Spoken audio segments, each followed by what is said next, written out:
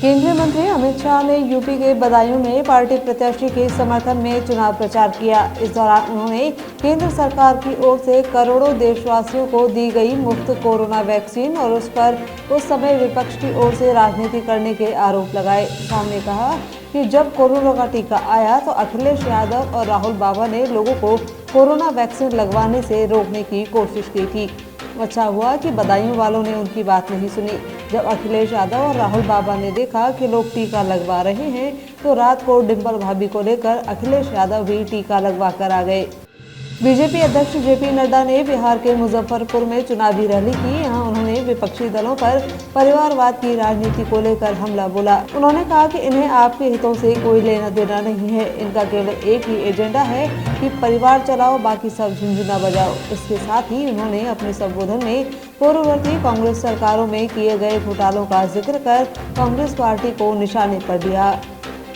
कांग्रेस के घोषणा पत्र पर जनता को भ्रमित करने को लेकर कांग्रेस अध्यक्ष मल्लिकार्जुन खड़गे ने फिर से पीएम मोदी को पत्र लिखा है। खड़गे ने पार्टी के घोषणा पत्र को लेकर लिखे अपने इस पत्र में लिखा कि पीएम कांग्रेस के मैनिफेस्टो को लेकर लगातार झूठ बोल रहे हैं। इसके साथ ही उन्होंने पीएम मोदी पर जनता को गुमराह करने का भी आरोप लगाया। बता दें, इससे पहले भी खड़गे पत्र लिखकर पीएम मोदी से मुलाकात का समय मांग चुके हैं। कांग्रेस नेता राहुल गांधी ने कर्नाटक के शिवमोगा में चुनावी सभा को संबोधित किया। उन्होंने मंच से कहा कि जैसे ही हम महालक्ष्मी की बात करते हैं, हिंदुस्तान के प्रधानमंत्री को इरिटेशन हो रहा है, उन्हें चिढ़ मच रही है क्योंकि उनके अरबपति मित्रों को पैसा नहीं मिल पा रहा। वहीं इसके बाद मीडिया से बातचीत में जेडीएस सांसद प्रज्वल रेवन्ना के सैकड़ों महिलाओं से दुष्कर्म करने के मामले पर राहुल गांधी ने कहा कि पीएम मोदी को सामने आकर उन सभी महिलाओं से माफी मांगनी चाहिए। कर्नाटक के हासन से सांसद प्रज्वल रेवन्ना के खिलाफ विशेष जांच दल एसआईटी ने लुकआउट नोटिस जारी किया है। यह नोटिस प्रज्वल की उस अपील के बाद आया है जिसमें उन्होंने एसआईटी के सामने हाजिर होने के लिए समय मांगा था। कर्नाटक के गृह मंत्री जी परमेश्वर ने कहा कि 7 दिन का समय देने का प्रावधान ही नहीं है। यदि वे 24 घंटे में पूछताछ के लिए हाजिर नहीं होते हैं तो उनकी गिरफ्तारी भी संभव है। इससे पहले प्रज्वल ने बुधवार को एक्स पर एक पोस्ट में लिखा था कि मैं जांच में शामिल होने के लिए बेंगलुरु में नहीं हूं, इसलिए मैंने अपने वकील के जरिए सीआईडी बेंगलुरु को बता दिया है। सच्चाई जल्द ही सामने आएगी। दिल्ली मुख्यमंत्री अरविंद केजरीवाल खुद भले ही तिहाड़ जेल में बंद हों, लेकिन उनकी पत्नी सुनीता केजरीवाल बखूबी उनकी जिम्मेदारी संभाल रही हैं। आज सुनीता केजरीवाल ने गुजरात के बाटोद में विशाल रोड शो किया। इस दौरान उनके साथ भावनगर के आप प्रत्याशी उमेश मकवाना और आप गुजरात के प्रदेश अध्यक्ष ईशुदान गढ़वी मौजूद रहे। यहाँ सुनीता केजरीवाल ने कहा कि मेरे पति को जबरदस्ती जेल में डाला गया है। कह रहे हैं कि जांच चल रही है, तो क्या 10 साल तक जेल में रखा जाएगा? जब तक जांच चलेगी ये जेल में रखते हैं, ये तानाशाही है। उन्होंने आगे कहा कि केजरीवाल की आवाज़ आप तक न पहुँचे इसलिए उन्हें जेल में डाल दिया गया, लेकिन वो शेर हैं। गुजरात पहुंचे राजस्थान के पूर्व मुख्यमंत्री अशोक गहलोत ने एक प्रेस कॉन्फ्रेंस को संबोधित किया। उन्होंने कहा कि चुनाव के 2 फेज हो चुके हैं। पीएम और उनके सलाहकारों को पता चल गया है कि ट्रेंड आश्चर्यजनक है।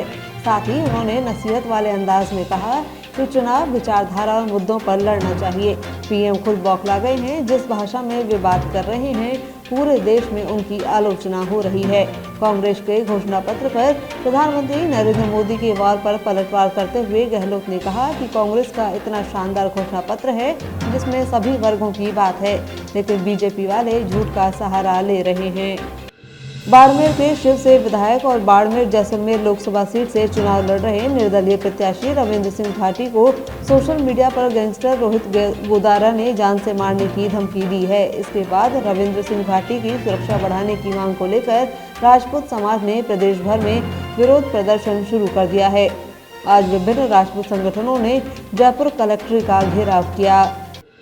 सब इंस्पेक्टर भर्ती 2021 के पेपर लीक मामले में एसओजी ने 25 आरोपियों के खिलाफ कोर्ट में चालान पेश कर दिया है। एसओजी की टीम ने मुख्य महानगर मजिस्ट्रेट जयपुर महानगर द्वितीय में 2369 पन्नों का चालान पेश किया। एसओजी की 15 से ज्यादा सदस्यों की टीम चालान की कई कॉपियां लेकर कोर्ट पहुंची और कोर्ट में जमा करवाई। पुलिस थाना पचपदरा द्वारा मारपीट के मामले में 2 आरोपियों जगदीश और प्रभुराम को किया गिरफ्तार। बालोतरा पुलिस अधीक्षक कुंदन कंवरिया ने बताया कि जिले में वांछित आरोपियों की धरपकड़ के लिए चलाए जा रहे अभियान के दौरान अतिरिक्त पुलिस अधीक्षक धर्मेंद्र कुमार यादव और वृत्ताधिकारी दर्शक सिंह के निकट सुपरविजन में थानाधिकारी अमराराम के नेतृत्व में मारपीट के मामले में 2 आरोपियों जगदीश और प्रभुराम को गिरफ्तार किया गया है।